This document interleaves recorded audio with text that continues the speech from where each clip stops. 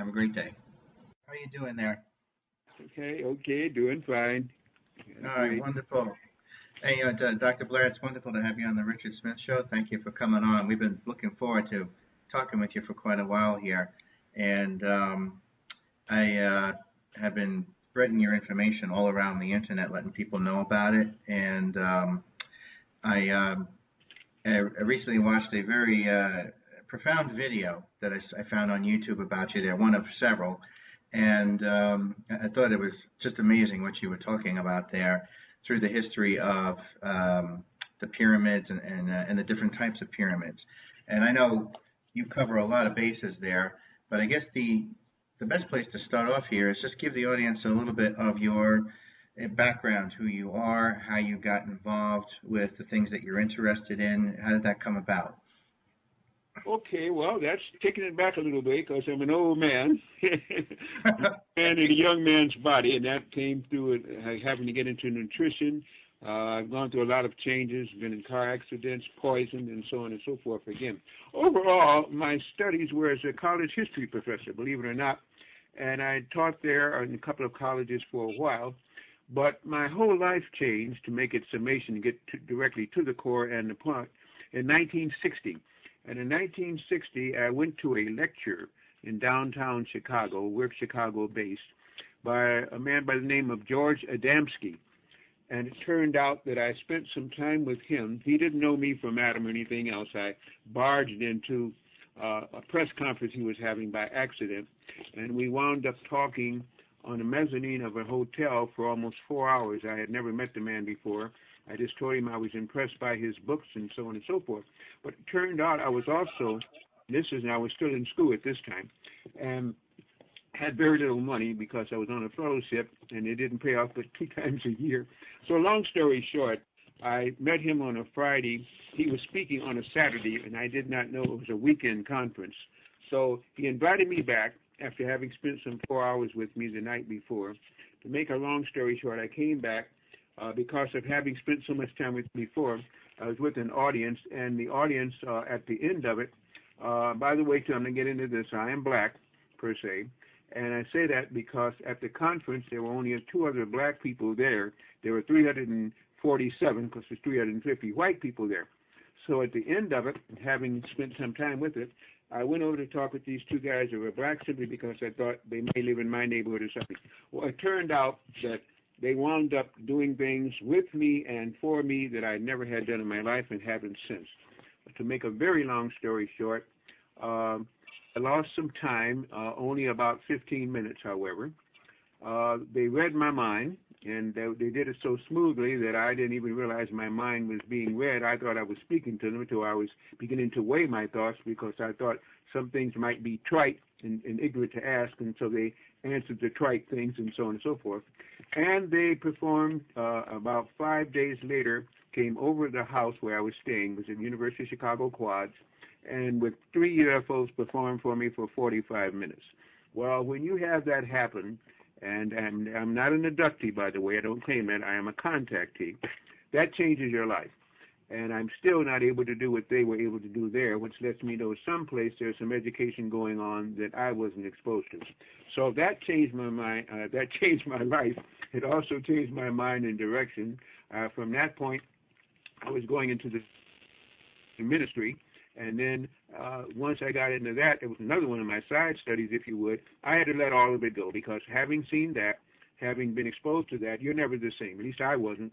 And from that time on, I've been searching for truth. It opened up the whole gamut of things, because then I realized that what I had been taught was juvenile, that there were heavier things being taught, that there was a reason for races on this planet. There's a reason for the history of this planet, which, by the way, I was told, and it seems to be true, is 40 and 50 years later, that this planet is 4.6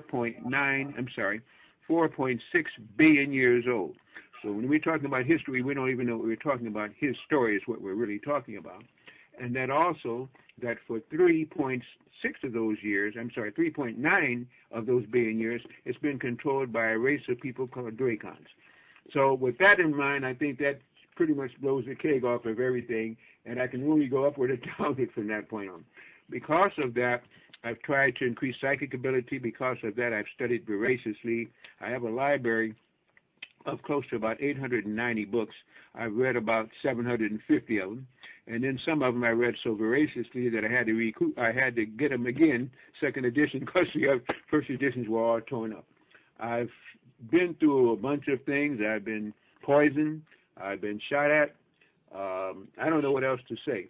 So with that in mind, what I do now is because my wife was also poisoned and killed by the poisoning, and that was in lecture down in Dallas, Texas. Isn't that interesting too? So yes. So recently, my son died. That was about not quite a month yet. So I had to go through that one. But in rationalizing why these things happen, and in rationalizing what time we're in, and because of metaphysics, I'm able to live with that because I believe in reincarnation. I believe that there is a thing that we're all set to do here, and to figure the faster we can find out what it is and stick with it, the more things open up for us, and that's about it. So I think that should be enough to open up the doors for just about any other thing. Yes, definitely, and thank you for that. And you know what? I'm so sorry to hear about your wife and your son there. That's unfortunate, but yes, I believe in reincarnation myself too. Well, I know you're into a lot of different things. You brought up monoatomic gold before. What got you interested in that, and what is it that you do with it?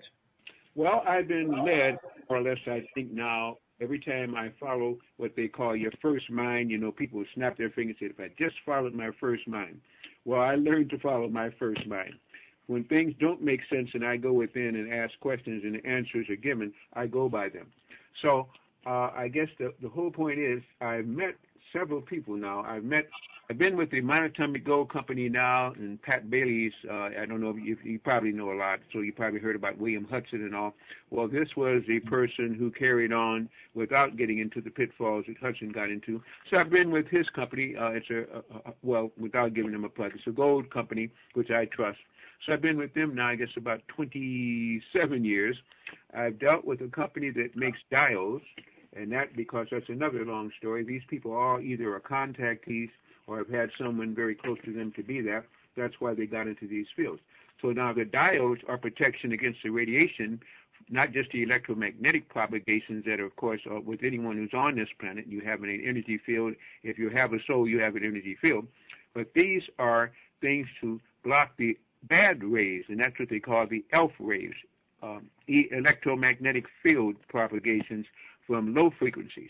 And that's really with everything that you can think of. That's just about everything we're using, including the so-called smartphones, cell phones, laptops, standard computers, again, if you would, high-tension power lines, motors, wireless routers, microwave oven. That's another thing. Anybody eating microwave oven food does not understand that Klystron tube is in there and what it can do, because when you eat the food and it's hot, you're eating raw radiation. When it's cool, we don't use it.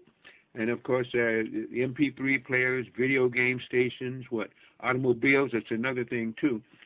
When we drive automobiles, whether it's a 18 or 32 wheeler, and I didn't even know they had 32 wheelers, but I've seen that too, or if it's just a regular car, every time you turn on the ignition, you're going to kick in that alternator. The alternator is going to set up a frequency. With the cost of gasoline, you're not going to sit in one place and listen to that radio. You're going to move.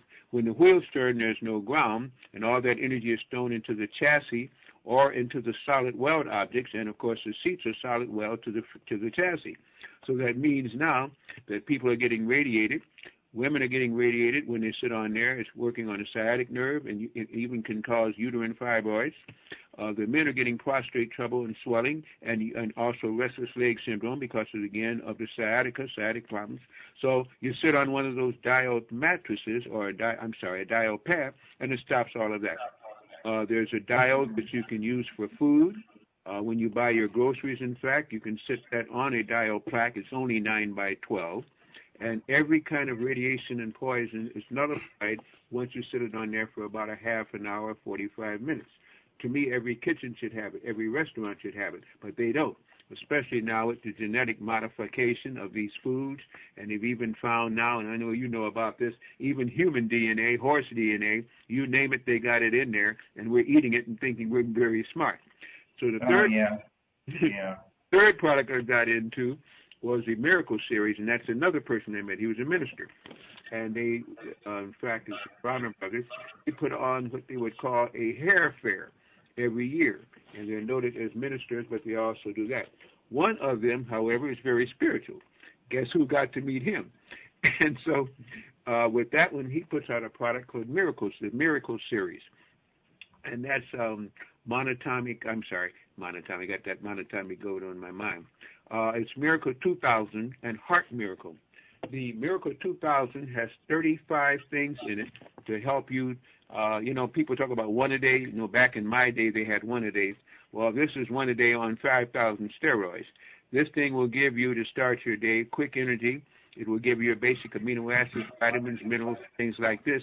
And it's ionic, meaning by that it's more readily absorbed than just something that's a liquid, just like monatomic is more readily absorbed than something called ionic. So that's another thing they take. And then anybody with cholesterol problems, diabetes, things along this line, needs a Heart Miracle. It has 49 different things in it for your cholesterol, for hypertension, for things along that line. So that's another product.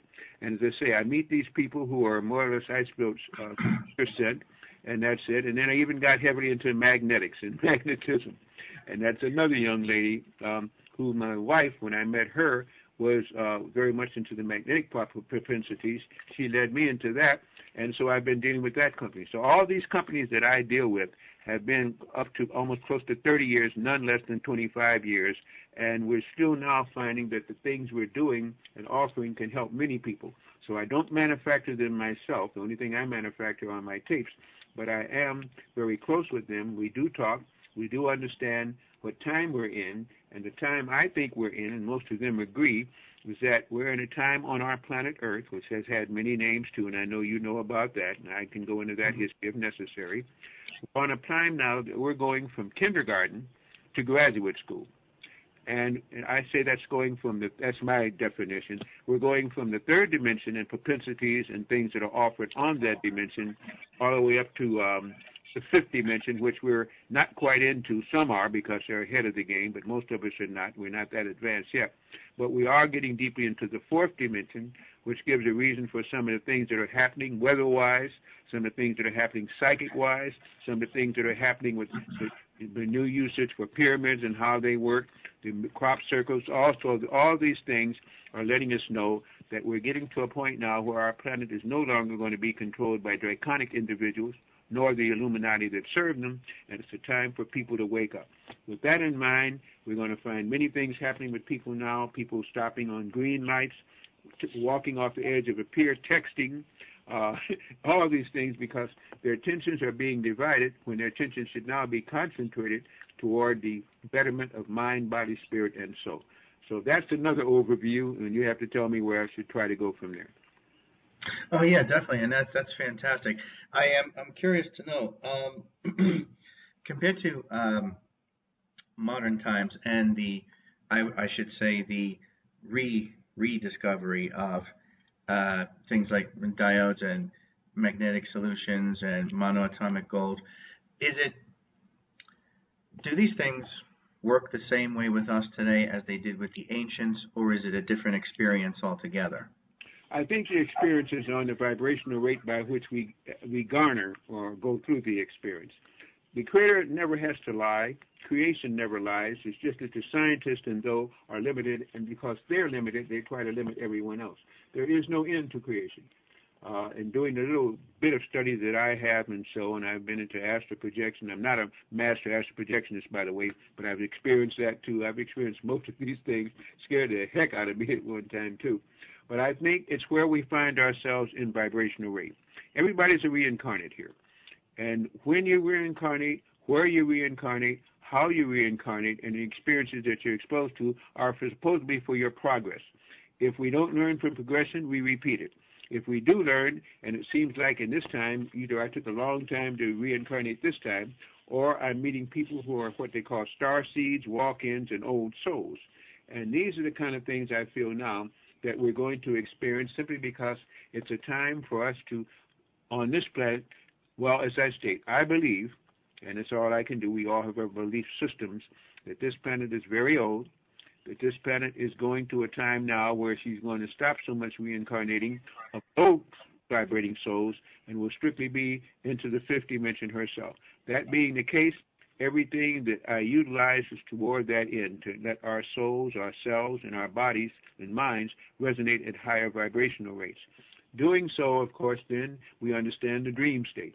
People say they don't dream. They dream, they just don't remember their dreams. People say that there's no such thing as astral projection. There definitely is, and we do so every night. But it's just, again, the projection is complete when you sense it or know it. It's remote viewing otherwise, or it's what they would call just what they call another name for half of this now.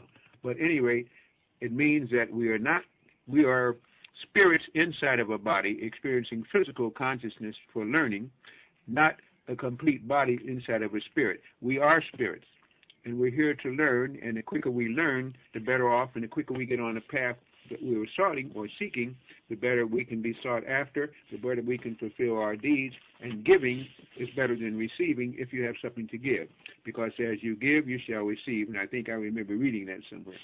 So I simply think it's a time on this planet now when the miraculous is happening. I'm doing a teleconferencing tomorrow on just that, the miraculous things that are happening.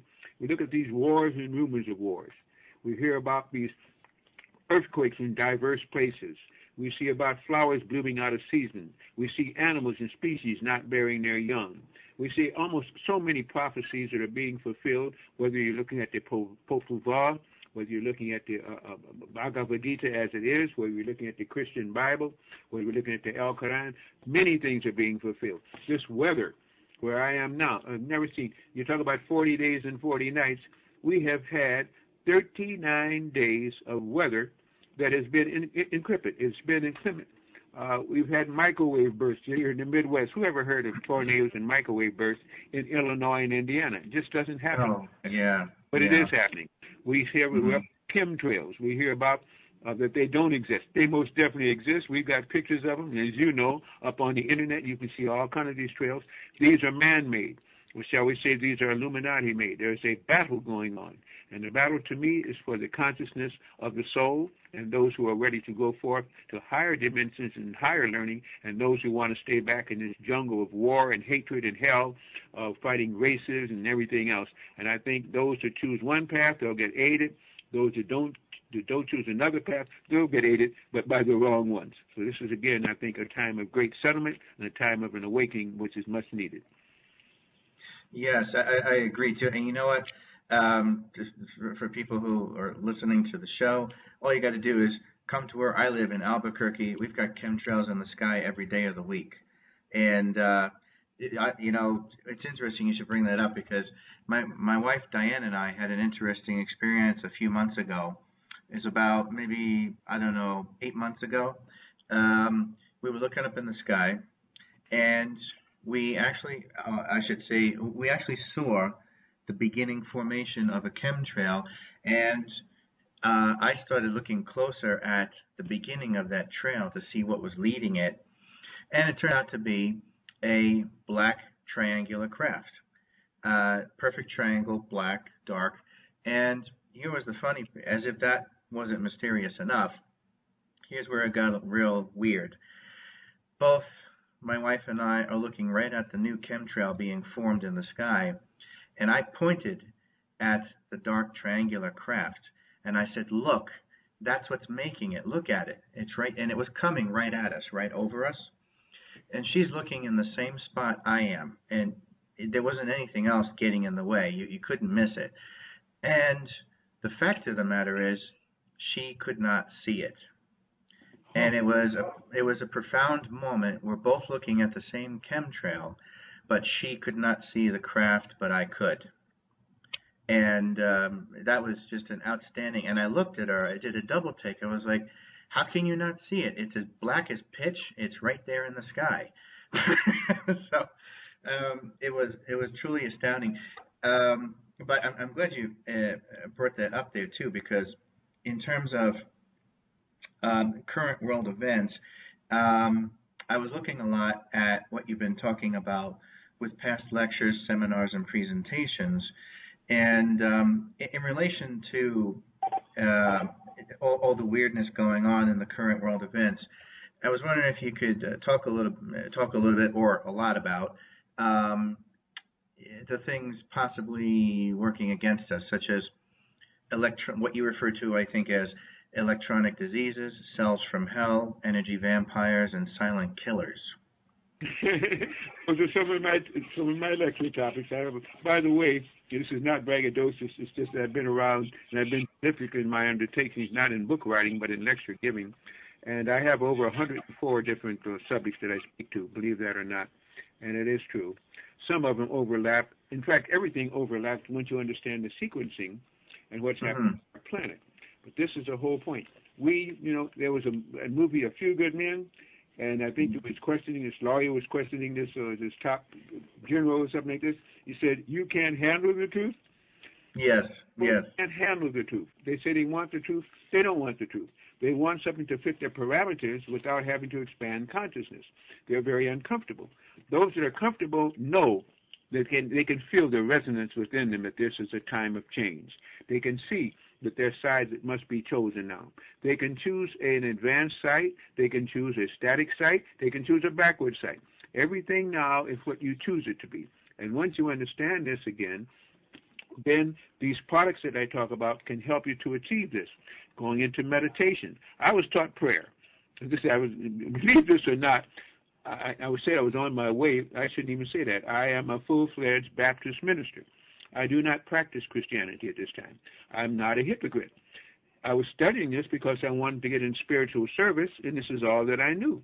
But then when I understood that there's so much more, and that the allegories found in many of these holy books are simply things that are done for the people who are not progressed enough to take the truth, so they break it down like allegories and things. So once that is understood, then I would say that these chemtrails, I have seen, in fact, you can go up to not just my website, any website, you can see these chemtrails, circles, X's, crosses, and some of them I've seen the black triangles. Those are usually this government made, especially the smaller black triangles, because they got some as big as football fields. But what was normally making them before, these were white type planes. In fact, when they first started out about 20 years ago, they traced them back to Vandenberg Air Force Base. Then they traced some others that came from other places. Well, keep this in mind now. These daggone chemtrails are all over our planet, which now that we have drones, that makes more sense.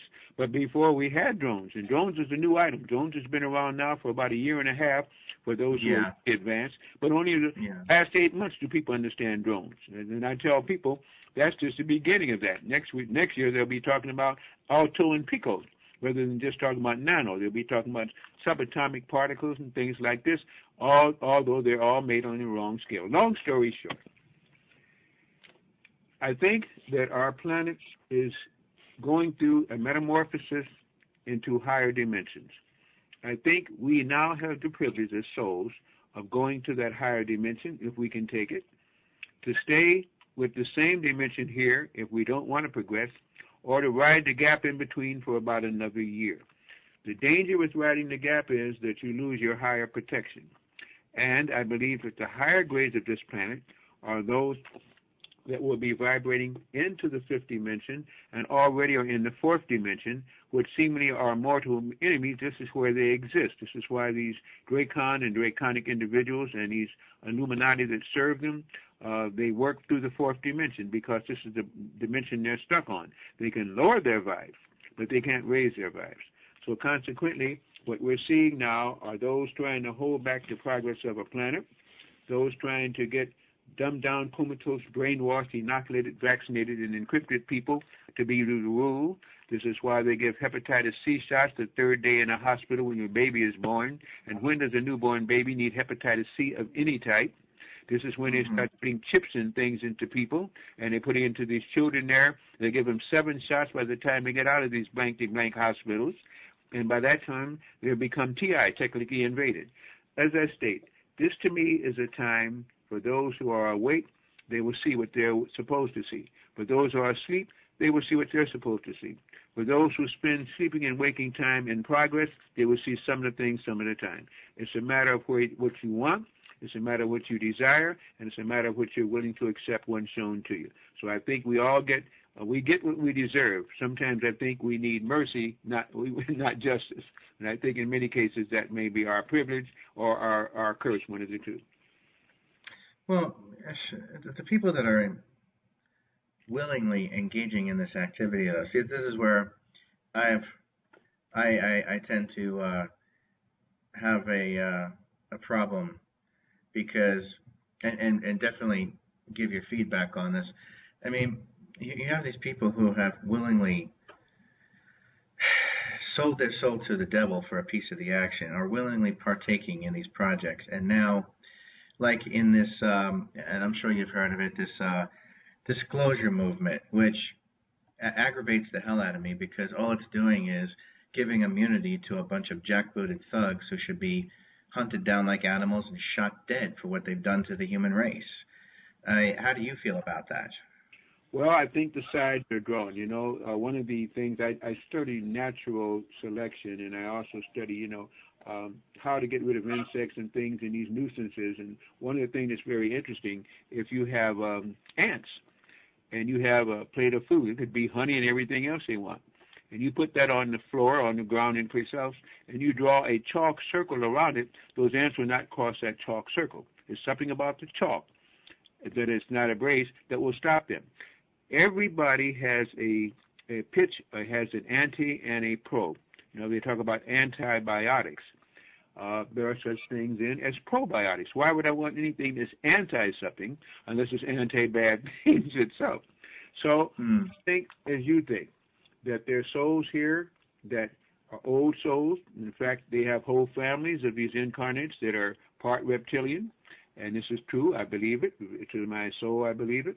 They worship them, they honor them, and they honor them for the worldly good and fashions, because they've lived off the entrails and fluids and harmonics of other people, and this is how they stay alive.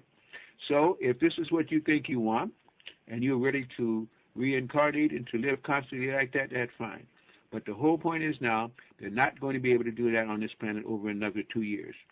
This, I've been told, is a year of death. Billions of people will die. Billions of people die all the time anyway. But these are billions of people that need not necessarily die. They're going to die for the lack of understanding and knowledge.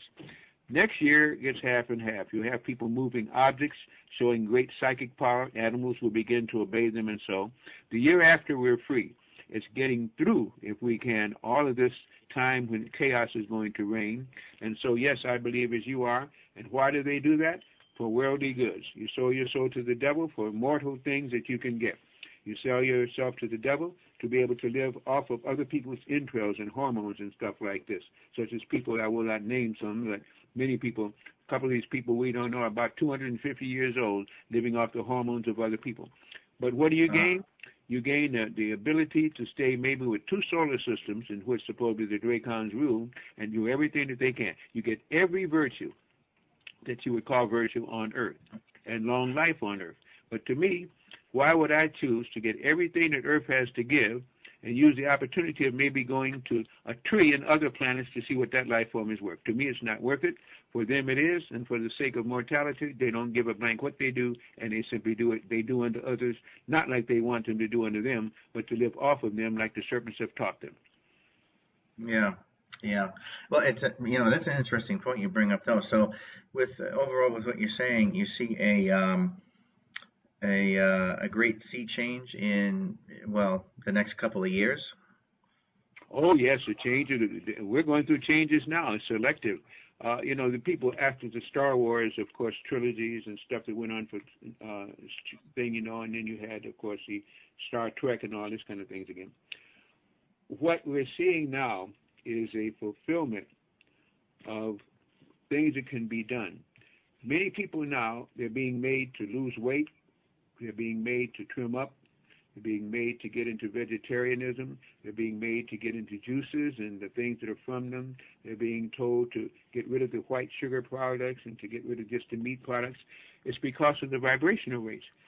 The higher vibrations in some of these ships that I've been told again, if the people would have to be beamed aboard, and some of them will not land because it would cause almost an earthquake for them to take off again, so they will beam you.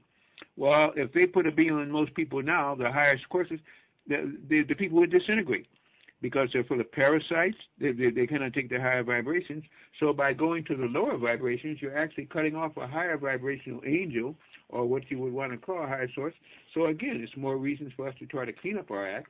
We're all being told to clean up our act. We all know what's in it. You got exercise programs and everything else, and yet people, because of the pharmaceutical industry, because of the drugs that warp your hormones and stop you from following the pituitary and the higher glands and organs, so they're doing the very things that's going to stop them from graduating, to stop them from elevating. Yet within, they know they can't. I mean, they know that they should be changing, and this is why, again, you know, we have a lot of cleaners that I have used. I threw away all my cleaners, and I deal with one now. It's called the cleaner for men and cleaner for women. It will clean out 5 of your basic organs. It will kill parasites, and hear this, it will also kill parasitic eggs, and this is the hardest thing to do. Many people that are going through muscle cramp and joint cramps, they're being eaten up by parasites. They're eating away their joint. They're losing them. They're losing MSM and glucosamine and everything else because this is where they're breeding. And then when they breed enough, they create an enzyme to make you eat what they want, so you're nothing but a host. I don't like to consider myself a host, and I think we should do everything we can to raise our vibrations, and that's why selectivity of what you eat, drink, and think, and mainly it's what you think, because that prompts you to what you eat and drink, is what we all should be doing. Interesting. I myself have a huge proponent of juicing with fruits and vegetables. Do you ascribe to that too, or do you prefer something different?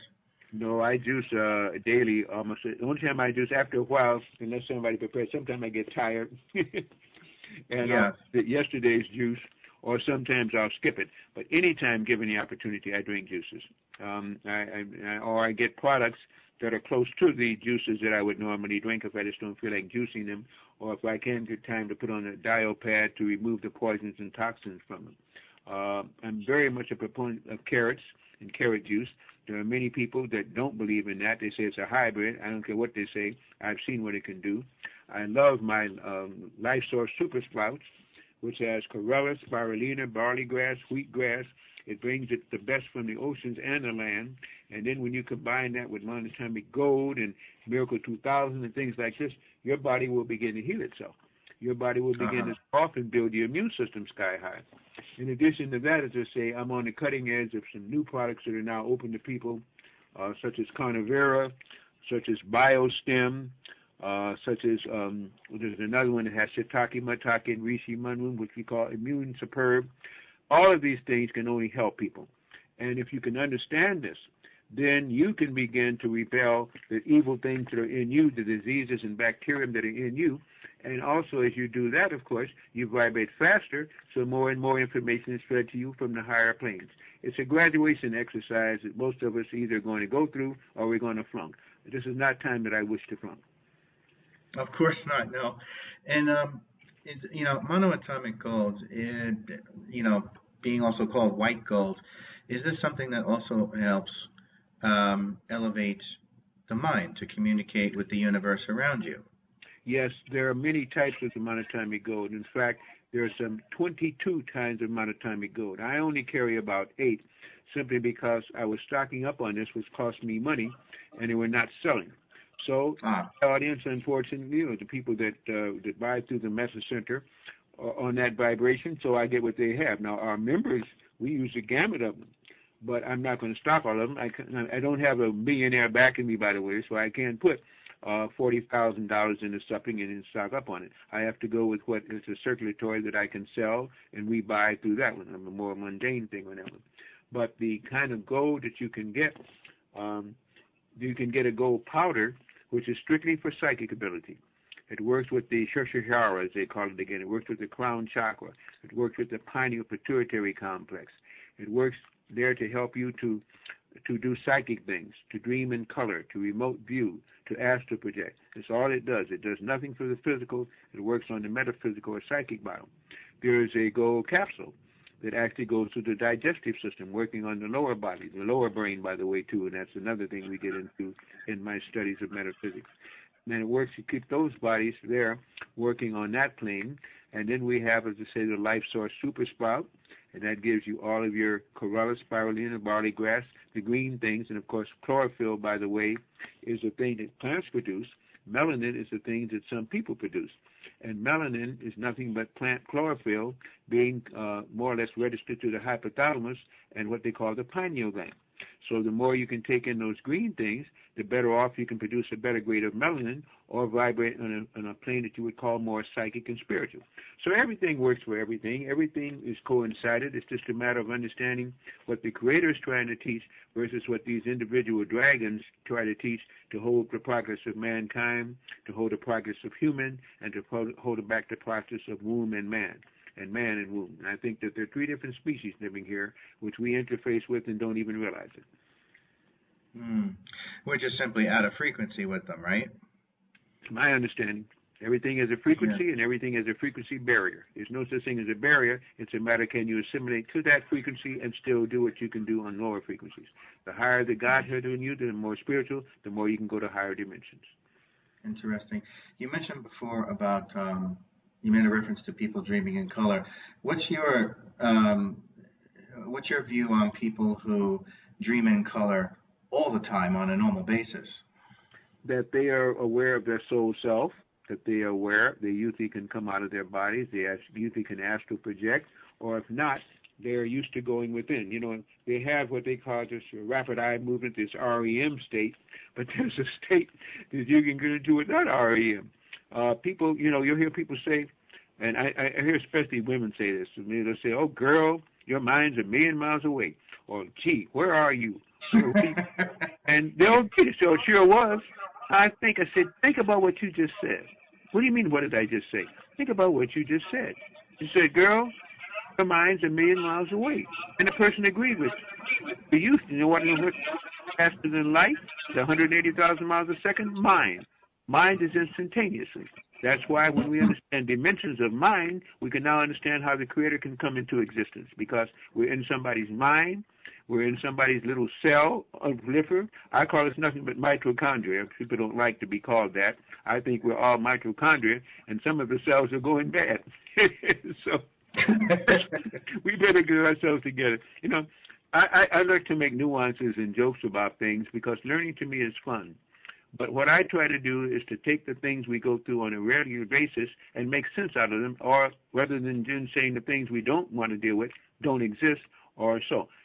To do that is to lie to self. And if you lie to self, you lie to anybody. And I'm not here for lying purposes. I'm not here for deception purposes. I'm here to learn. And once you decide that, you will learn. Sometimes a hard way, but you'll learn. Oh, yeah. Oh, yeah. And you know what? As far as getting the audience going, you know, I can say, yeah, you're wonderful at that, because a recent lecture of yours I saw, you were talking about the different types of pyramids, and the way you were systematically breaking down the stupidity of the way things are academically taught. You had the audience laughing. It was hysterical, and I know you were talking about how it was impossible to design the pyramids in the way that the academics often describe it there. I was wondering, in your studies with what you refer to as pyramid power, the term pyramid power, what is it that you're really referring to when you say that? Well, it's interesting. The word pyramid comes from the Greek, what they call pyramus. And it was the Greeks who began to find these obelisks and things like this. And to them, it meant like a rotisserie. Like you had a rotisserie that was spinning around, I guess, with carrots on it and meat on it and something like this. And it meant that went straight up, pyramus, that goes to the point. And what is happening is that pyramids are all over our planet. Some are just recently being rediscovered. I understand that down in Texas that there is a wall that was found some time ago. This wall was 4,000 feet deep, and you couldn't even find it until you went down almost 500 feet because it had been covered over with topsoil. And there, oh, wow. You know, if you remember they talk about the plain of jars. Well, the plain of jars is over, I forget where it is, in parts of Java or something like this, where there are just big, giant jars all over the ground. They don't know how they got there. And these jars are big enough for monsters or tall people to hold. It's a plane of jars. Well, supposedly there were giants, and that they found this wall goes, it doesn't have an unnatural barrier. It runs through Texas, it goes down into Mexico, it goes down into South America. In other words, we did not have a Mexico and a United States and this kind of, and a Canada. Whatever this was, these were when giants roamed the earth, and there's all reports about them, and they have these jars that are still left over. They found cyclops cells, skulls. They found skulls that are elongated. They found giant skulls. They found giant femurs and femurs. We don't begin to understand history on this planet. We've gone through so much now that the naive ones are back, the ones that are trying to get their karma straight are back, and they're all being misled through a system, of course, which is not historical at all, so that they will not find out the very purpose for coming back here, to learn truth, to live that truth in one cycle of incarnation so you can break that cycle of that. Instead, they want you captured up with this foolishness that they teach for history, this foolishness that they teach for astronomy, this foolishness that they teach for most of the basic scientists and sciences. And when people move past that, like Tesla, like persons like that, they tell you, oh, they're out the box, or they're so different again, per se. That's to hold you back from progress. If you want progress, go within. And remember, when you used to have big decisions, they told you to do a certain phrase. They said, sleep on it. People don't even understand what that means. When you had a big decision to make, you slept on it. That meant you wait till you went to sleep. You directed your prayers or your thoughts to guardians and higher consciousness, and you let the thoughts come through to you. You gave it to a higher source. Now we don't even understand what sleep on it means. We take a drug on it, we get high on it, lie to ourselves about it, and then let somebody lead us. That's a very dangerous situation to take at this particular time. It is not toward progress. Yeah, I mean, I always knew my grandmother and my mother used that phrase, and in my family, we always knew what that was like or what it meant, because my grandmother and my mother had very powerful psychic abilities. So we knew what they were talking about when they said sleep on it, and there was no doubt about that. The thing about I found remarkable was that you were breaking down the difference between like the Giza pyramids, the ziggurats. I don't know if you got into the Shensi pyramids on the lecture I was talking about, but you also brought up something equally astounding, was that there are these tremendous blue pyramids, one in the ocean, one at the North Pole. Could you expound on that, on what those are about? Yes, again, hope your audience will stay with me on this one. There's a blue pyramid approximately 222 miles off the coast of Oregon, or out there what we call the Pacific Ocean. It was not built by anybody that I know of. And you know, back in the 1900s when they had this cable that they drew over the ocean so you could get communication between Europe and Africa and so on, places like this again. Well, this thing was not built by anybody that I know that is now called human. It's out there, and they're utilizing it. They're bouncing signals off of it again. They didn't build it. They're using it. So who did build it? And why is it now still active? And if it's still active, why don't they tell people about it? Yes, there's one up in Canada. They've given some kind of they've had if you remember, I have a memory that's usually like a steel trap. I record these kind of things and I file them away until it's time to call them out. But I guess this was about 1998 or 7, it wasn't that long ago. They had a post out there up in Antarctica, or down in Antarctica, where supposedly they had some scientists, and suddenly they had to go and rescue these scientists. Whatever was happening, they brought them back. They even had to modify some kind of helicopter so it wouldn't freeze up. They brought them back to some kind of a hospital in Philadelphia or something, and then you never heard anything more about them. And I don't know if you remember that or not, but there was a big to-do about that. And what it was supposed to be up there, not the Salton Sea, what did they call that ocean up there? Wow, it'll come back to me. But right now there's an ocean that they found up there, and either they found some kind of life form in it, or they began to find some kind of writings that talked about the inner earth, and that this was one of the lakes, the Vostok Sea. That was it, the Vostok. Ah, okay. Go back on that one. Look it up. It's still there. And they didn't say anything more about it. They hid that, and they don't even tell you some of the creatures that may have been in this Vostok Sea, which is, to me, it means it's some of the inner earth oceans. And if you go far enough north or south, Here we go again now. You get into the inner earth, and that's another whole story which I thoroughly believe in, having read Bird's things, having read Dorpa, having read many of these people that talked about in Spitsbergen and stuff. And in fact, if you remember when Byrd, not Perry now, the Englishman, but when Byrd went there, Admiral Byrd, he flew, I think it was 2,300 miles into the Antarctic and 1,800 miles into the Arctic. Well, if you go either way, you'll get into areas and lands that you know, Spitsbergen or Sweden or something. You go into areas that you know about. There's no way you can go that deeply and find vegetation and supposedly life forms that are tropical. This means, again, that either he lied or they flew enough inside the Earth where they could understand that there is a division on Earth, and that one of the old names for Earth was Terra, so that you had Terra and you had interterrestrials, that you had surface people or terrestrials, and then you had people who lived in the sky called extraterrestrials. Again, when you begin to study metaphysics, when you study any of these ancient texts, they all tell you about it. It's this new discrepancy in those who would hold you back from learning that tell you that's foolishness. Then they go out and study the foolishness that they don't want you to know anything about. Interesting. Yeah, and I was just looking on the, as we were talking, looking on the internet here about the Vostok Sea and seeing what I could find about that there. But I think I do remember that story coming out there. So it's, so they found something there, and they're obviously afraid to talk about it. There you go. And yes, and I've heard a lot about the hollow earth or the inner earth, and Admiral Byrd's story about being confronted by a tribunal up there at the North Pole, or possibly Antarctic. It goes both ways. And having all of his planes and guns being taken away from him by this inner earth tribunal of beings, and basically sent them marching back home with nothing other than their lives. And I guess this was at the time of Eisenhower's administration, if I remember correctly, and they were given a message to deliver to President Eisenhower, and it was simply this, you don't belong here, and if you come back again, we'll come and wipe the floor up with your entire country. That's quite interpretation, but I do know it was Eisenhower that said, beware the, not the trilateral commission, beware the, what they called it, the, in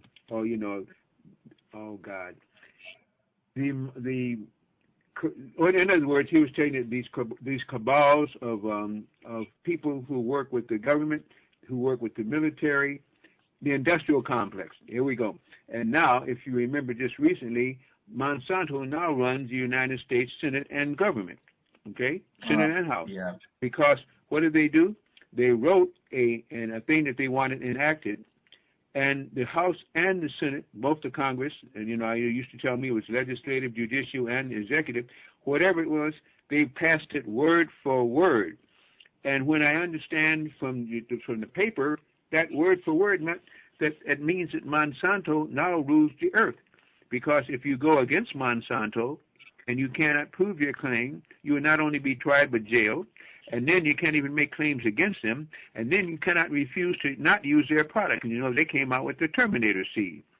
When they used Roundup and Gaucho and they had these beehive collapse and all, now they have the Terminator seed that you don't have a choice of seeds. You have to use the Terminator seeds. Now you tell me what kind of a ruling force allows a chemical company, which has been to the detriment of everybody when you see all the lawsuits that they've gotten and so on and so forth, to tell them what to write into law, and they don't change a word of it, and people now accept this. That tells you the state of consciousness we are not in and the state of consciousness we should be in. Yeah. And that's unfortunate there, because what's going on with Monsanto is horrendous. And it's as if they're doing it intentionally to change the biological makeup and the frequency of the human being to dumb us down and create a more docile race. Well, and then not only that, too, if you notice now there's a rise in homosexuality. I'm not going to pass judgment on whether homosexuality should or should not be. I'll let the individual do that. But what is very interesting is if that practice were continued, look at the logical conclusion of it. 2 men cannot make a baby. 2 women cannot make a baby.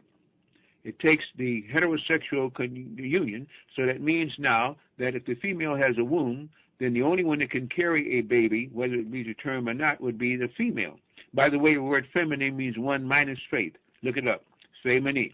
Now, it means now that if this practice is to continue, it means that the only way that anyone could carry in their womb that they'd have to get in vitro insemination. And if you remember, there was a big joke that's not funny again. About 2 months ago, they solicited somebody off of the internet. This guy signed a contract with them, donated his sperm, per se, and then these two lesbians got married. And once they were married, again, they broke up. Once they broke up, the child, which was carried to term, then they wanted him to pay for the child. So there was a big lawsuit about who should pay. You know, I'm saying, look at this mess. This is what you call idiocy. What this will do, it means that now the women will go to either a sperm bank designated by the government, like Monsanto. They don't know what the heck they're getting. And I've been told metaphysically that some of them get alien implants. And then these implants are taken out during their first trimester, usually the first 30 days because they develop fast. Then they're told that they lost their child and then their minds are blank, or so on and so forth. You carry on that practice for 2 generations, you will have no species because the species will be either an alien one because you cannot reproduce yourself. This is where that's leading. And they're spraying things in the air that are cutting back on the male sperm. It's under attack. These pyramid power, when it's used in a verse again and using these metals, barium and aluminum and titanium, they cut off the male sperm. This is an attack on the civilization that we now understand it, on the species that we call man and womb man. Interesting there. The term woman, I've often in my own travels found it in ancient history to be a reference to the wounded man, so to speak. Is that would you say that's a fair assessment, or have you come across something different? Well, I would say womb man and man and womb man. These are species that are different from human and mankind. These are a whole different three things. And if you get back to some of the biblical references, if I, as I say, I got into that at one time. If I can go back and quote, what did they say? And it said, and it came to pass that the sons of God for the daughters of man, and they were fair, and they went unto them, and they went into them, and of them were born mighty men. And there were giants in the earth. And it goes on to explain this whole terminology. That's repeated in the Al-Quran. That's repeated in the Popol Vuh. That's repeated in the Bhagavad Gita as it is in the Book of Truths. So obviously this must have been a time when these giants, and as I say, they found relics of these giants now, did come from space. And they refer to them now as the what do they call these Anunnaki. Well, Anunnaki only means those that came from or fell from the sky. But it doesn't talk specifically about the giant Anunnaki and so on like that, because our history has been distorted, mistaught, or not taught at all. This is why I say again, until you get into the study of metaphysics, you cannot understand anything on this planet in any way. And until you get the study of other languages and the history of other things other than the mundane things we're taught, you can't understand anything. Yes, and I love linguistics and etymology myself. I've often said that, to understand where words come from is a huge liberating factor there, because then you're not entrapped by those words anymore, and you can break away from them there. But sorry. Oh yeah, go ahead there. Yes. No, that was weird. I didn't mean to do that. You got my mind triggered now. It's wide open. When you go into the area where the Great Pyramid is, which they say is in Egypt, and they say it is in the city of Cairo. If you will research that, you'll find that the Greeks could not say could not say K. They did not use it. K was one of the hieroglyphic of a standing crane, and when they broke it down into singularity and cursive. But anyway, when you look into that, you'll find that Cairo was spelled Kahir and pronounced with a K, not a C. Kahir means Mars, and that simply means that the city of Cairo was either a Martian settlement, where you find on Mars a pyramid structure similar to what we have, or it was changed around purposely so people would not be able to trace it back. So many things are right there for us to see. We will not see because we're too blind to see, and we're mistaught and told to accept what is there and do not do research. If you don't do research on your own, you'll always be ignorant on this planet, because the truth comes hard, because the lies are what keeps you under control. Yes, and it's amazing because I've often followed the work done by George Haas and William Saunders with the Sidonia Codex, and also the work that's been done in conjunction with Mesoamerica and the Martian Codex and the five-sided pyramid up there. And it's astounding how the geoglyphs up there relate to the civilizations, ancient civilizations here on Earth. So there is a definite ancient connection there between the two. But it's often been proposed as well that the first geoglyph ever found, the one that's infamously known as the face on Mars, is a direct reference to the Sphinx here on Earth. Probably not in its current form, but what it used to look like. And actually, that brings up another thing too. What's your take on the Sphinx? Do you feel it was in another form in an earlier incarnation and was changed? I think that this, I was a history professor, and I used to ask some of the students there again on what desert was the Great Pyramid of Giza built. And of course, most intelligent, you're going to say Sahara, but that's wrong. It was right on the Libyan desert. What has happened is that the Libyan has now enroached with the Sahara because there was a great battle that was fought up there again, and they messed up the land there. That land where the pyramid, where the Sphinx. The Sphinx was built before the pyramid. And the area where the Sphinx was is still watermarked. They say it's because of rain. There's no rain that was at. That was a very fertile delta there, and there was a stream that ran out to the Nile. And in fact, when they made this terrible thing and they used this instrument, it reversed the flow of the Nile. The Nile flows backward now because they use lenses, they use crystals, and they used a black crystal. And that's another story I'm not going to get too much into. I use that for those who are really advanced and can understand what may have happened here. But when they use this, they took the fertile soil, which is black, they took the melanin out of it, and they made white sand. That sand there is still radioactive. And if you read about the Dogons and those who journeyed all the way from the Salton Sea all the way down to Mali trying to escape that great tragedy, they'll tell you about the story and how the fish people, Oenes and the rest of them, came and helped them and told them to not do this again. And it was the use of the black crystal as it should not be used in the form of a pyramid. Anything shaped like a pyramid works better in this system and especially on this planet. But when you misuse it, and you put that they took away, you took away the Eye of Horus and you put up the black crystal, that's when they fought a great battle there. That's when they made a lot of destruction, and that's when they formed these deserts. These deserts are soil that has the melanin taken out, and they're now radioactive. They're worth nothing. Nothing can grow on them. And they're still you can still type the isotopes of radiation within them. Is this why in that region there's the sand has been fused together as if in a mighty blast of heat? I think so. This is where they misused it, and of course, they did the same thing when it happened to Mars, and that was with the ancient story of Marduk and Malona. There's something else that they refuse to teach anymore. And again, and as I say, that was, well, I'm just saying again, as long as we're under control, and that control is being wrested, then we're going to have to awaken to new consciousness. We're going to have to go through those old stories and review them and see if these stories made more sense than the lies that we're telling now for truths on what actually we're going about. This is a time for awakening. And if you want to awaken, there's literature, there's meditation, there's monatomic gold that is still there. But if we're going to stay dumbed down, comatose, brainwashed, inoculated, vaccinated, encrypted, we'll continue to teach the same mundane foolishness and repeat the same journey again. I intend not to make this journey here again. I'm desperately not under the draconic control. Oh, definitely not. I've always found this what's amazing, and anyone with half a brain could see this, is that whole geographical area cutting across, the Middle East into North Africa, and straight across North Africa, starting from what I surmise to be the Dead Sea. It fans out from there to the west, as if from some type of radioactive fallout, let's say a neutron bomb or something like that, tends to coincide with those old, mythological stories about two infamous cities, Sodom and Gomorrah, being wiped out, and someone being turned into a salt lick.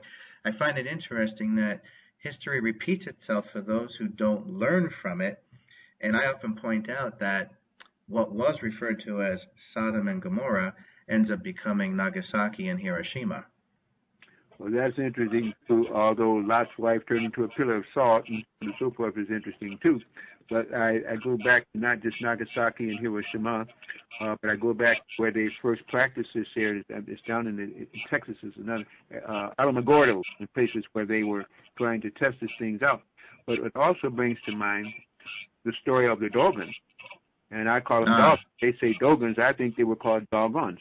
And if you remember, they left the area there and they migrated as far as they could down to Mali into the caves there because they were fleeing from this pestilence and things that had caused messing up. And of course, this is in Africa, and of course, Africa is not a real name because that was not the name of this place. That's why if you research Africa, you can't go back anywhere.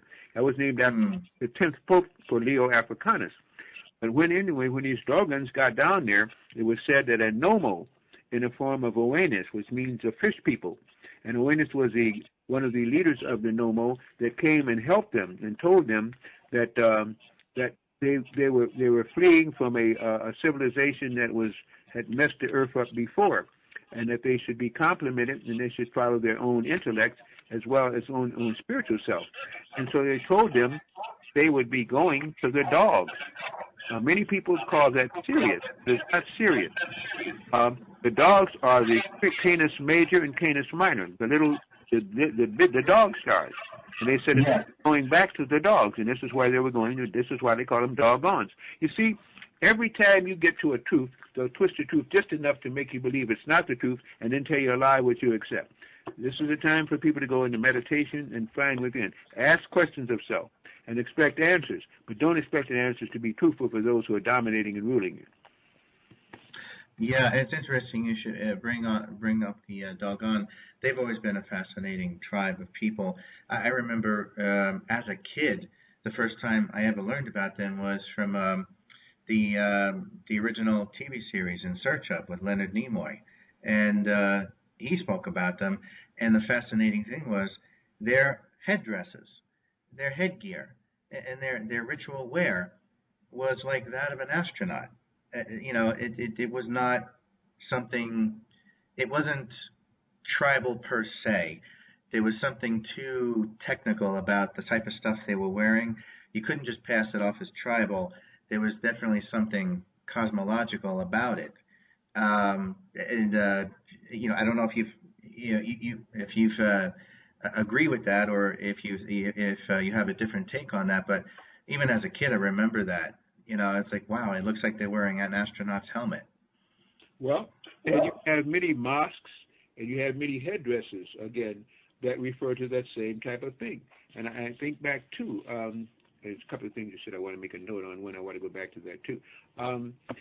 There's an interesting parable here, if you would, about Sirius B.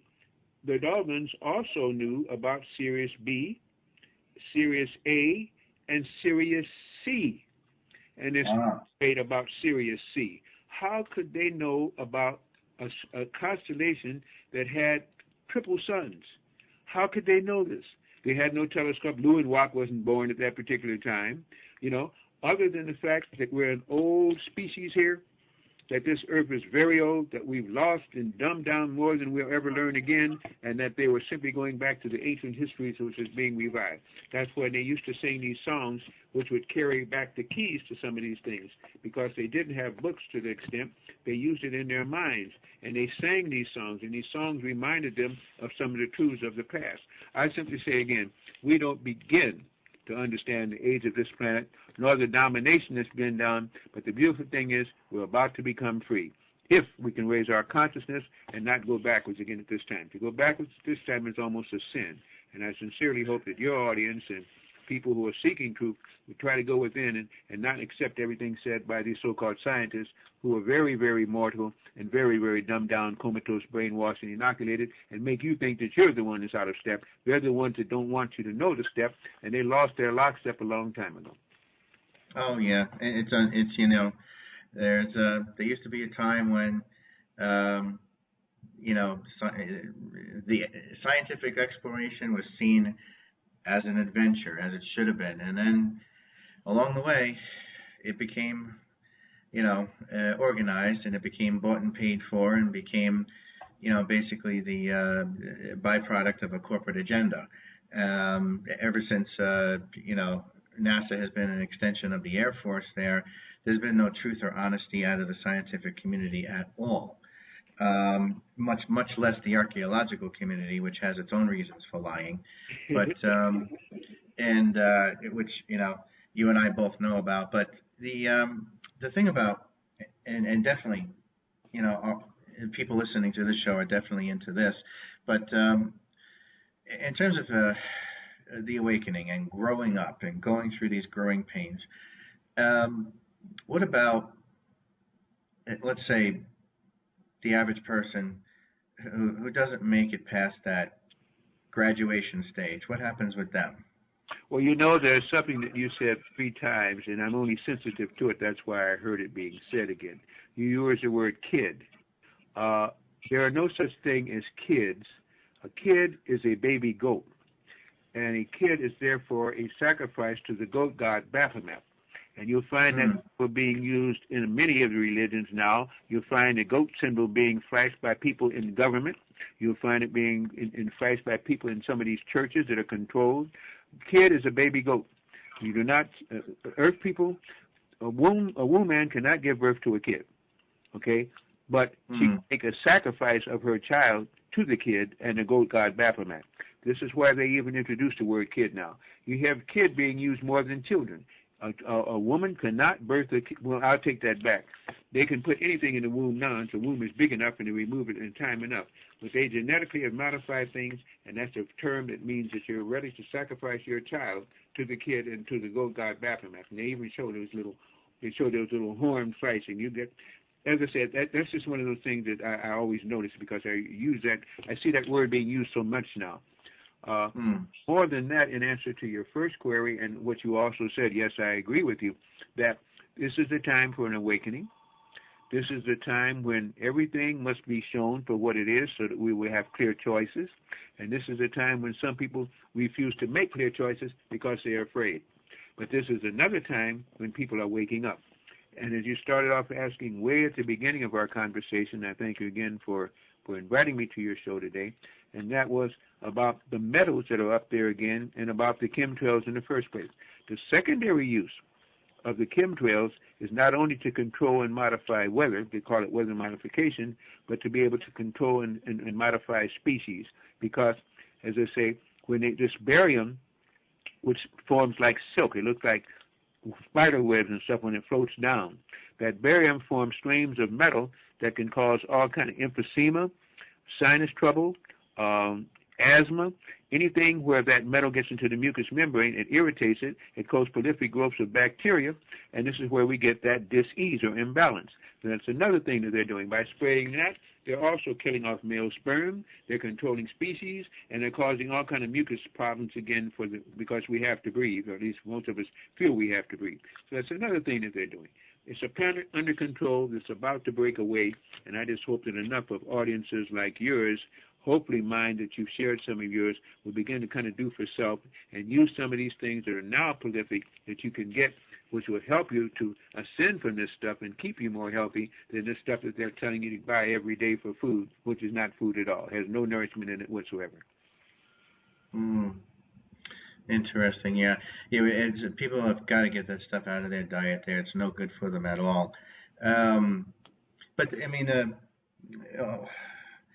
is there, do you feel, actually, let me put it this way. I had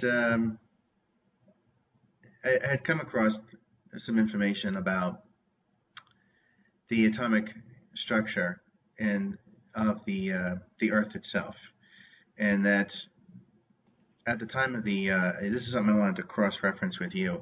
At the time of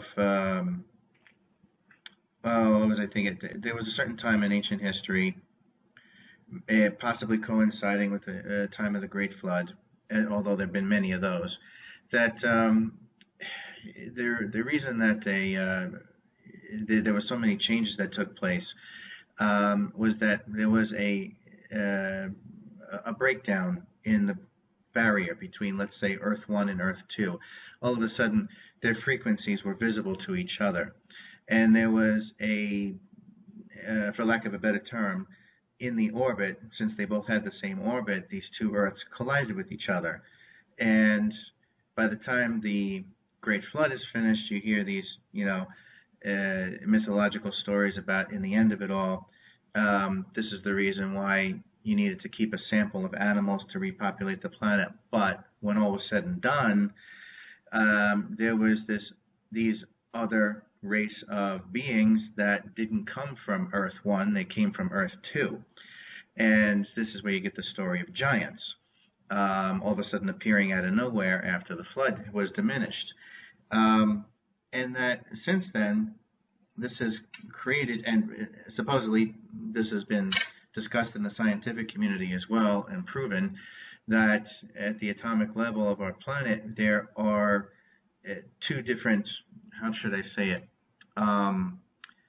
two different atomic structures fused together with each other, knowing full well that one doesn't belong here. And that supposedly in this so-called Great Awakening that will take place that you and I know of, this is where one of the reasons for people needing to prepare themselves, because there are some people that just simply won't be here anymore when the Earth, or Earths plural, correct themselves and split apart again. Have you come across anything like that in your studies? Yes, I have, but I chose not to accept that one. I chose instead another one. And again, okay. I will share that one with you. And then I'll ask you the same question, which do you prefer, or are both there in a modulated form? I was talking about the story of Maldek and Melona, that there were systems of 12, that there were 12 planet systems, again, per se, not 9 as we've been told, and so on and so forth. But at any rate, the story of Maldek and Melona supposedly is that Maldek had a moon was called Melona, that there were races of people on both of that, and they had a battle. They'd been feuding for some times, and they actually extended to break the vortex field, or the electromagnetic field, between the two of them, and they both disintegrated. And that when they disintegrated, there were people, great scientists and so on some of the inner planets, and especially the Martians were very well versed, who they had been, it was prophesied that this may happen, and since that many of the Martians then went off to Sirius and other places, but that Maldek and Melona then streamed through, affecting both the outer planets and the inner planets. And that a lot of the flood story is when this last flood from the moon Melona came down in here, that the Earth did not have salt water, that the Earth had only fresh water, but that everywhere you have salt water, you have a product that came from the moon Melona, and and the disintegrated forms that came here. And this is why you had many voracious things who are now living in salt water, with the more passive things who are in the more or less the non-salt water, or what they would call, again, the fresh water which Earth had. And that when this happened, it also caused a lot of things that happened here. With Mars, supposedly, it almost sheared off the top of Mars. It broke the bond of Mars, and the Martian scientists who thought that this may happen had to put up 2 orbiting satellites, one in grade, one in retrograde, Phobos and Deimos, which supposedly panic and fear, which the Martians were in. Some of the Martians left, some of the Martians incarnated here, and some of the Martians supposedly still live within Mars itself, and they don't want you to know this again. So that's the way I understood it. And then the same type of a structure, it's almost like the Death Star that you hear about in Star Wars and stuff, approached the Earth. That Earth at one time had no moon. And the same structure up there now is an artificial structure. That gets into another whole story again. Oh, yeah. This time, the Martians who came here fought them to a standstill and scuttled that ship so it could not take off again. And then there was a great big battle about the moon men and so. I know that there's a story now, and you've probably seen it. I don't know what you think of the pictures and stuff, about a 1 billion-year-old spaceship up on Mars now that supposedly had pilots in it, and it was a mile long, and that is actually, the pilot up there was a female negroid-looking woman, and the second one they found about 3 months later in another part of the ship was another negroid-looking woman who had been decapitated, and that the preservation thing that they used there was so great. You have to get the film. I'm sure you have it. If not, I'll share it with you. You judge for yourself. But that's the story of the ancient moon. And the battle that the moon people had to fight with the people that were here, which later on became Lemuria, and with that one, it even broke up Lemuria as a result of that, and all of these things. So that's the way I understand it. Now, again, which one is true, both true, neither true, I don't know. But that's another speculative, we can throw that into the symposium also. Yeah, definitely. And I would love to see that film as well, Dr. Blair, if you could get that to me. I'd definitely share it. I'd be very interested. I've come across only a portion of that story, not the way you've explained it, but thank you for sharing it. That's pretty amazing there. And yeah, but it resonates. There's something about it that sounds familiar, like it's not completely off base. Well, that's let's see here. I know you in previous lectures, I know you've talked about what the Great Pyramid really is in comparison to our academic beliefs. In the way you systematically, and it's brilliant the way you do it, the way you systematically dismantle the academic explanations, where does that leave you with how the pyramids came into existence? Pyramids are seemingly on every planet. They always say there's nothing new under a sun. Pyramid is the best power to take the frequencies of CMEs and the things that come from the sun and utilize it. Because, all right, I got to go with this one too. I am a thorough believer now of a hollow earth. I am a thorough believer now inventing areas on a planet which we call the poles. I'm a thorough believer of an inner sun, the proton, or if this is nothing but a cell, and that's all I think it is, and I think we're mitochondria, then there must be an electron and a proton to it, and the proton would be what we call the inner sun. And the best way of utilizing the inner vibrations and coupling them with the outer vibration is a pyramid shape. So anytime you use that shape, everything is amplified. Pyramid power produces, up to the sixth power, if you would. So this is why I believe it was built. I still believe that it was also used for the what they call the Merkaba. That the Mer, which is another name for water or flow of energy, and the Ka and the Ba is the spirit and the soul, that the Merkaba is how higher advanced people travel. They don't use any kind of ships. They combine their energies into one soul matrix, and they use the Merkaba for travel. Once they get to a place, the pyramid shape is one of the better ones to begin to reorganize and to utilize it. And, of course, it's one of the best things for anybody with melanin because it reactivates the pineal gland, which lets then whatever kind of a body you're going to accept begin to work on a higher frequency. So that's the way I look at it. Interesting, yeah. And so that basically answers it there, because if it's, on every planet out there for the sake of balancing it out, then that leads me to think that there are races out there in the galactic community that actually come to the planets and build them for the purpose of balancing out the planet's frequency there. In your studies, have you found that what we see above ground with pyramids is almost like seeing just, the tip of an iceberg? Is it also, what's the term I'm thinking of? Inverted. Is there an inverted one going into the ground as well? Well, I believe in so above, so below. And Andre Hawassa, I think out there, the Egyptian, the curator out there who used to, he didn't want anything that wasn't done by the Egyptian. It had to be done in the last 2,000 years, which of course that's the way he wanted it because he was being protective. But actually, there are pyramids all over the place. And as you know, they're discovering. In fact, they're not only pyramids all over the place, but there are these Stonehenge-type devices which seem to be relays or things that can be activated. They can use this magnetic energy force and couple it with what they call vril. That's another thing, too. You used to talk about the power in vril. I think that the power is unlimited. The only limit to power is the limitless of a people without souls. And the misuse of power is the misuse of what they would call pyramid energy, pyramid power, the energy that comes from the Creator. Everything is mind. And you know, they say if you put your mind to it, you know, I use this again. When you put your mind to it, combined mind is creating. And this is how architecture works. You create in your mind, then you put it down on blueprints and paper.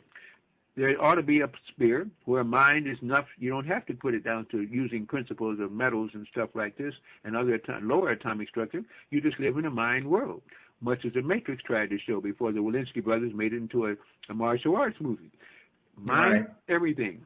And mindless means that you have no soul because you've lost the mind capacity to carry the soul. So other than that, that's for a certain race or species. It doesn't mean it's for everybody. And they're very intelligent creatures out here in this world. Our planet has been like a halfway station. It's been like a log-in, log-out station. It's almost like you come here to do time or penance. I do. Yeah. You know, I think it's, what's this guy, Alex Brown calls it prison planet. I believe it's a zoo. Everything is here. They make anything they want. You know, in Dulce, New Mexico, every day they're making creatures. They're crossing DNA with things that should never be messed up. But Earth is a harsh teacher. But if you can make a sojourn through Earth, you're now fit to be a god. Because now you've learned humbleness. you've learned, I don't know.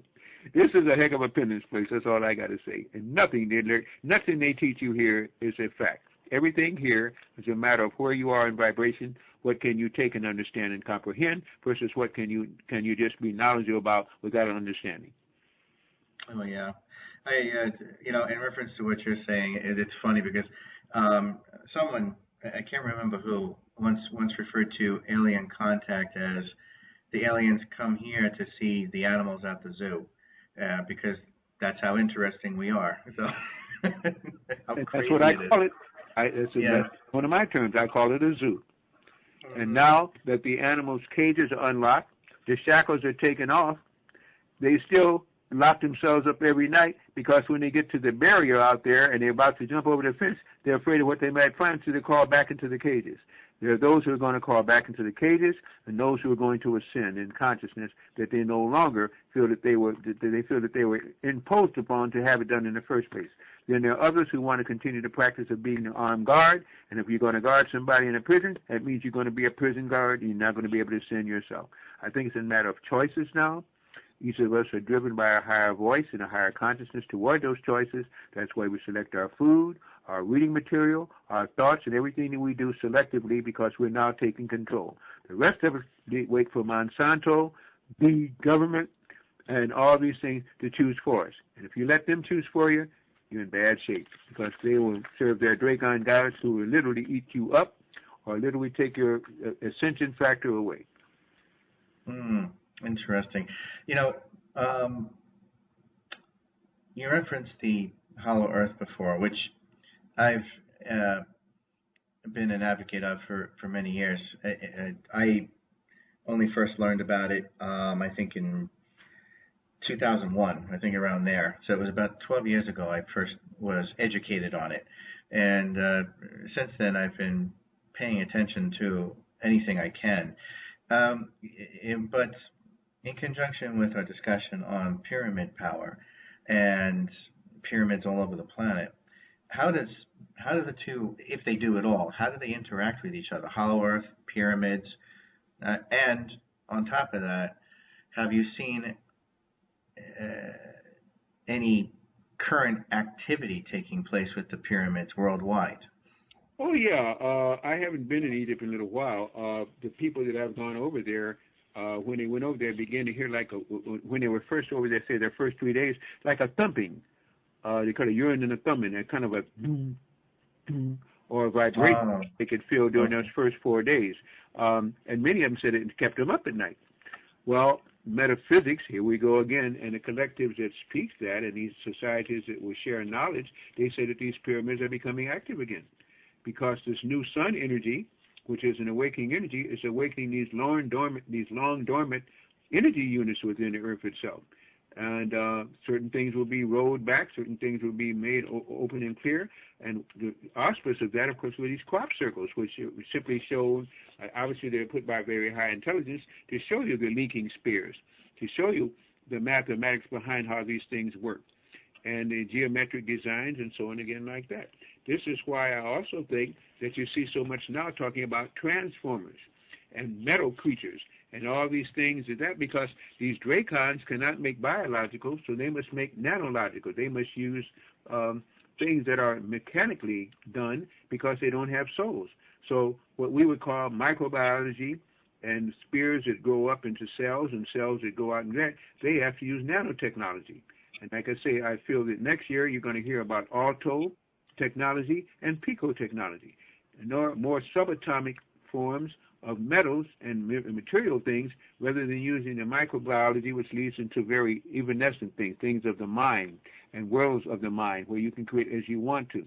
So I think it's a matter of choice now.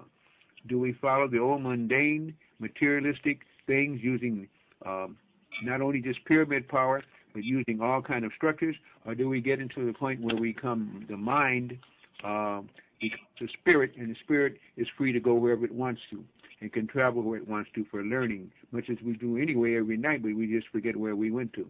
So that's the way I look at it, not so much of a materialistic thing with certain mechanical means, but that the higher ascendancies don't need anything mechanical because the mind creates wherever it wants, and therefore you are in the vibrational rate of your mind where others like mind see the same thing.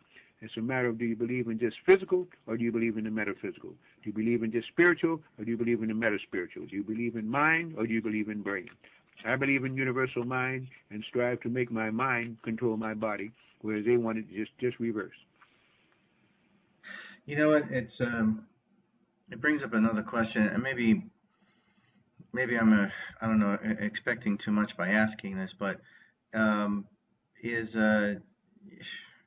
with all of that going on now and over the past 10 years and even over the next couple of years, what takes place with us sociologically and economically, our economic system, and the idea that, you know, right now, I mean, you don't have to be a brain surgeon to figure out we live in a system of economic slavery, and as long as everything is profit motivated, there's always going to be this high-end, sinister, backdoor, white-collar crime against the human race. Even if in the next couple of years, the bad guys operating behind closed doors are not allowed to reincarnate here anymore and just simply can't come back, that still leaves a system of damage in place. What happens to that? Well, that damage is being offended now. They're refusing. They are, what do they call it? They're liquidating debts. 27 trillion bailout. I can't even imagine how much $27 trillion is. I can't even. My mind won't even brain won't even comprehend that. But they get $27 trillion, and yet they go back to mortgages, which through the Social Security system you're free any place and never should have done it in the first place. Fiat money, 1913, same thing, Jekyll and Hyde. So now all this is being revealed. So once this yoke is thrown off, none of that will matter because we'll use a bartering system or we use a system of mind, and we'll get those who do the best they can with what they do. Always let a person do what they do well, as long as what they do well doesn't hold you back from ascension. So everything is being revealed. Everything is being made clear. Sometimes we not like the clarity because it's frightening, but everything is being made clear. Look at this mess that's going on right over here now. Over there with the invasion that's going on. Here you have Israel, and you have Syria, and you have Russia, and you have China at each other's odds now, at each other's throats now. Why? For what? For greed? For prophecy? For propheticness? For what? How much money can you control at one time? How many cars can you drive at one time? How many people can you subjugate at one time without being subject to the subjugation? It's everything now. Everything now is being made clear. And once we take that pattern, I don't think we'll even have to go with that. There will be those who stay with the mundane old order, and there will be those who want to go with the new order of ascension. Not the new order under Hitler and all of that, and Wilhelm Reich and all that stuff, but under a different type of order. I think we're already choosing up who's going to stay with the high earth, who's going to be with the middle earth, and who's going to be left alone with these dracons who will be shaken off of earth. I think the decision we make each day by the things we do, the things we think, the things we eat, and the things we drink. Interesting. And I guess a time will come where the things that we normally need on a daily basis, food, shelter, safety, those things, I guess, go away in the in the process of evolving or ascending. Is that correct? I would think so. Mm-hmm. Had that old thing was that used to that thing about the Wizard of Oz, which was a metaphor again, showing you the dope and showing you the drugs and showing the chemical companies and those that work people and the wicked witches of the east and west and north and south, all of these things. And of course, the remake of that, it had Michael Jackson and all was, the Wiz. And it showed again, we're always looking for a controller. Because once we learned that we were not taught that we are so experiencing a reality which doesn't exist, so we understand and better understand what we are when we offer to do it, we now take on the landmass of the concrete and the physical, the tin man, the straw man, the lion-hearted, and now we've induced not only a mind, which is free to choose any choice, but we get back to that same mundane structure because that's all we're taught. These banking systems are no good. We can see what they do. These systems are falling. By the way, too, I don't know when you'll play this again, but Jewel is now being taken over for a banking system that came out of Cyprus. Cyprus just went through a big change. They got more people in Spain and in Greece now that are unemployed than you have employed. So how in the world now, where do they get this money from to take over the Jewel Corporation?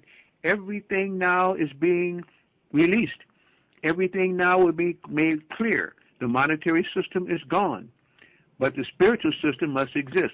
So we'll have to learn to live on better foods. We'll have to learn to come together to help each other.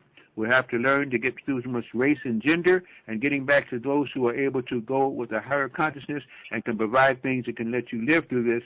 And the biggest way to live through it is to change your mind so you can change your thinking, so you can get some help from the high advanced gods and not these draconic lizard gods that have been dominating us anyway, who nobody wants in the first place. Mm-hmm. That's excellent. I'm glad you stated that.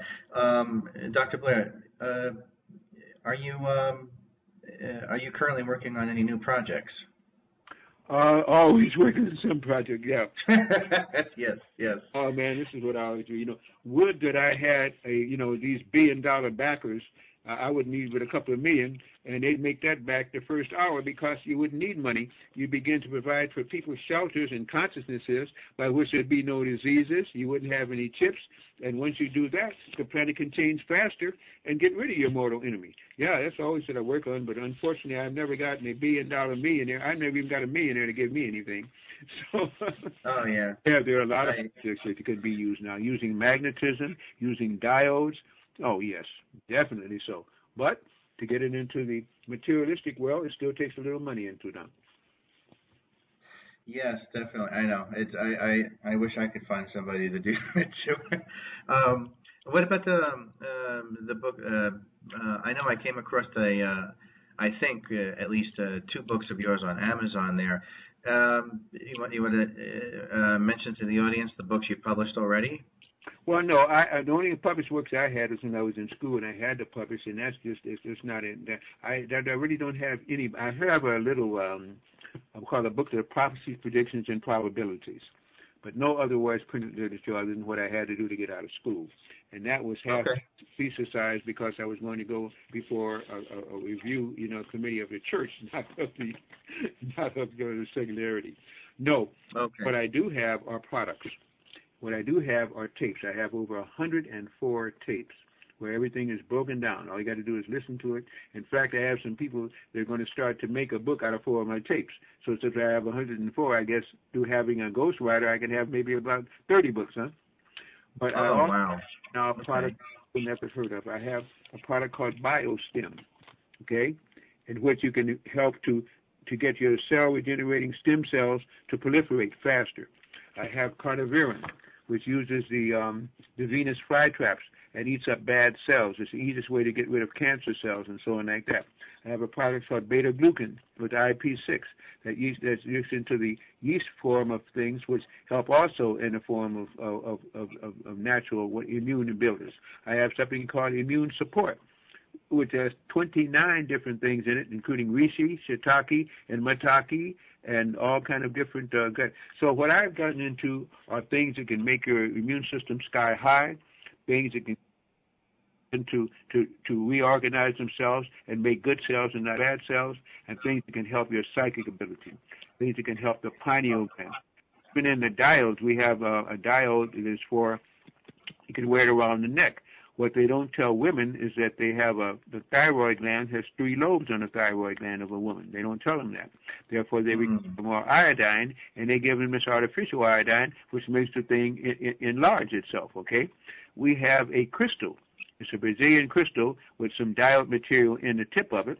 If you wear that around your neck, it will not only protect your thyroid, it will protect your thymus, which is your gland of youth. When it goes bad, you show age. It will protect the heart, and I think that's a functioning organ that we need. And it will protect the breast of a female, and most of these females are going out here getting 2 and 3 mammograms a year or so, where they actually compress the breast, radiate it with radiation, and the attendant runs out and uses a lead shield. They ought to use diodes, by the way. And then they wonder why they can get breast cancer. Then they're eating genetically modified foods. And, you know, as I say, this is madness here. And once you can begin to awaken, there are many helps that you can reach for, but you have to first have the spiritual desire to reach for them by trying to go within and say, I should not be unhealthy, and there are ways I can be healthy. That way you'll get your help for healthiness. Right, right. You know what, Dr. Blair, where can people find all your products and your tapes and so forth? Or would that they either write to, we have an address and we have a website and we have a phone. A phone number, which is the easiest way, is 708-422-6685. That's 708-422-6685. We have a web address, of course, the World Wide Web, www.metacenter. That's metaphysical center. That's M-E-T-A and the word center. Then you have to push the number 2.com. The number 2 came about because there's a group in New York that stole my thing. I started mine in 1967. They started that about 2003, and PayPal let them do that. So you have to make sure if you want to get to my site, you push the number 2. However, if you type in my name, you can find lots of things up there on me. But this website should be www.themetacenter2.com. Right now, I'm doing a telecom tomorrow, if anybody chose to go up there tonight or whenever this is played back again and registers for it. And that's going to be things you better know, understand to stay alive now.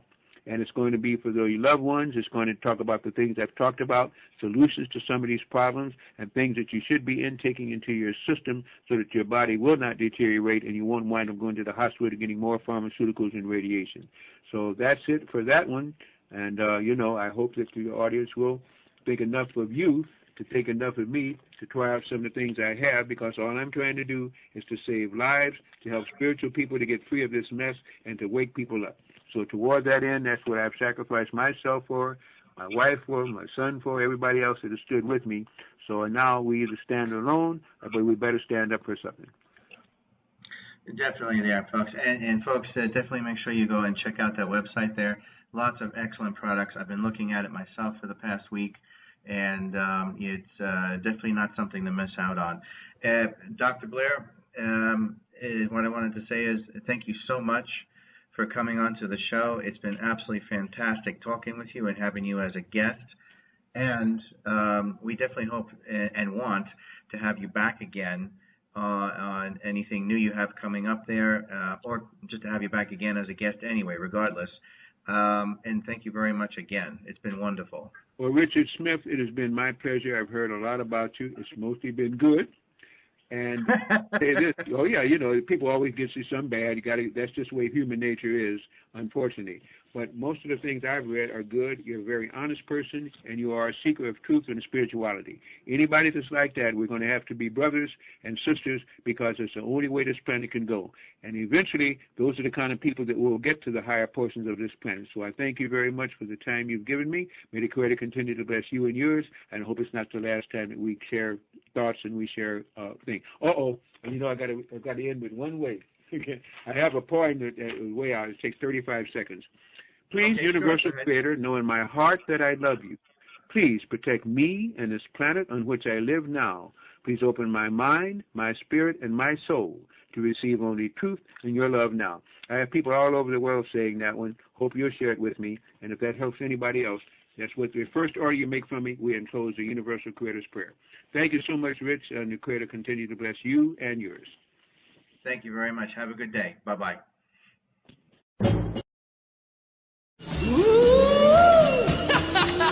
Yeah, man, we got to do this again. We got to do this again. We got to do this again. We got to do this again. We got to do this again. We got to do this again. We got to do this again. We got to do this again. We got to do this again. We got to do this again. We got to do this again.